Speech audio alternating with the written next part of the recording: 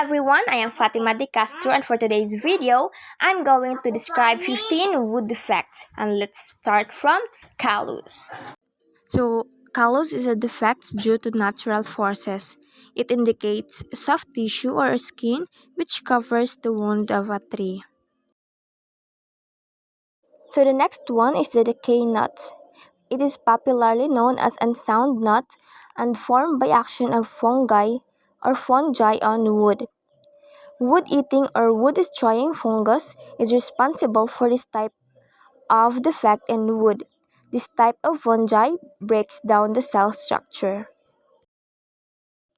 Edge knot. Knot is a naturally occurring defect in a piece of wood. Knots are circular imperfections caused by a broken-off tree branch. Edge knot is seen only in sawn timber on one edge of the cut portion. The fourth is burls. Burls are deformed growth formed when a tree receives a shock or injury in its young age. Due to its injury, the tree's growth is completely upset and irregular projections appear on the body of the timber. The fifth is the twisted fiber. These are known as wandering hearts and caused by twisting of young trees by fast-blowing wind. The timbers with twisted fibers is unsuitable for sawing. The sixth is the wet rot. This defect in timber is due to fungi.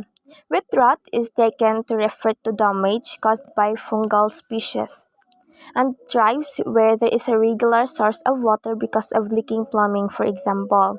It is accompanied by a damp, musty smell. It causes affected timber to crack, feel soft and spongy, and look darker than surrounding timber. Its treatment is by stopping the source of moisture, replacing badly damaged timber, and treating the surrounding area with a wood hardener and preservative. The seventh is the dry rot. Dry rot is caused by a certain type of fungi that eats wood for their living. They make food by converting timber into dry powder form. This occurs mainly when there is no ventilation of air or if the wood is improperly seasoned.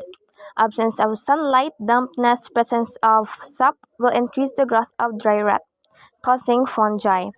This can be prevented by using well-seasoned wood and also by painting the timber surface with copper sulfate. The eighth is the white rot. Some types of fungi attack lignin of timber and leave cellulose compounds. Hence, the wood will turn into white color, which is called white rot. The ninth is the sap stain. When the moisture content in the timber is more than 25%, some types of fungi attack the sapwood and make it discolored. This type of defect is known as sap stain. The tenth is the crown or crook. This is a defect in timber during seasoning. It is a warp that happens along the edge of a board. The 11th is the bow. It is a curvature of the board developed in a longitudinal direction. The thin board takes shape resembling a bow. The 12th is the check. These are cracks or clefts developing longitudinally in the logs after their felling. These cracks or checks are often cutting across the annual rings of the log. In most cases, their origin is due to a simple cause of unequal drying. The 13th is the cap shakes. These are cracks that develop parallel to the annual rings. Generally, they develop along a part of particular annual ring.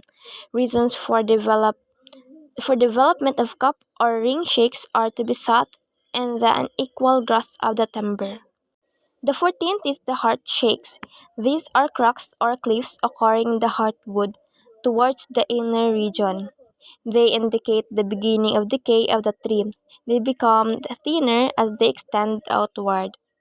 The last one is the torn grain. This is a defect in timber during conversion. Torn grain is an irregularity in the surface of a board where wood fibers below the level of the dressed surface have been torn or broken out by a planer. For example, if any of the tools or any other heavy things are dropped accidentally on the finished surface of a timber, it will cause a small depression which is called torn grain.